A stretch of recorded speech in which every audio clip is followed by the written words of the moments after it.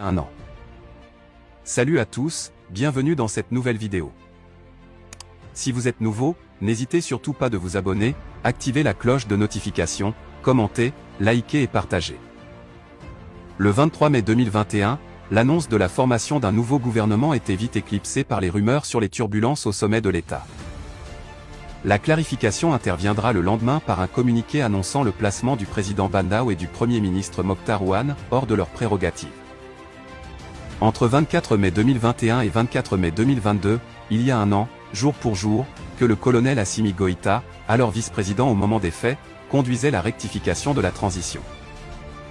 Les rumeurs d'un changement à la tête du pouvoir de transition circulaient déjà depuis quelques jours. Mais c'est la formation d'un nouveau gouvernement, le 23 mai 2021, qui a précipité finalement les événements.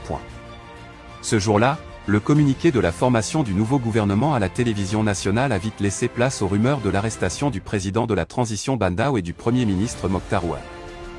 Les informations précisaient que les deux dirigeants étaient conduits au camp de Kati. Il a fallu attendre le lendemain, c'est-à-dire le 24 mai pour que les choses se précisent.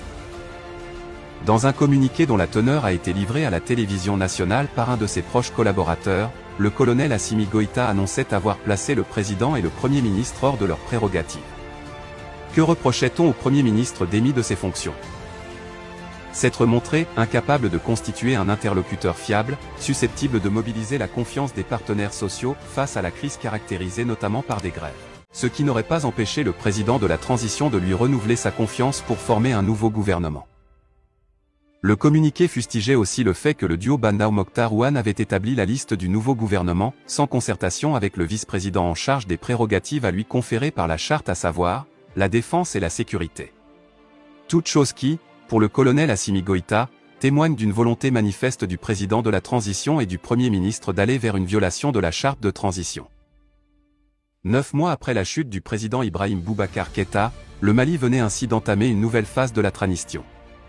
Le colonel Assimi Goïta, qui a décidé de prendre les choses en main, a, tour à tour, reçu au palais de Kouloula la classe politique, la société civile, les confessions religieuses, les associations des femmes et des jeunes.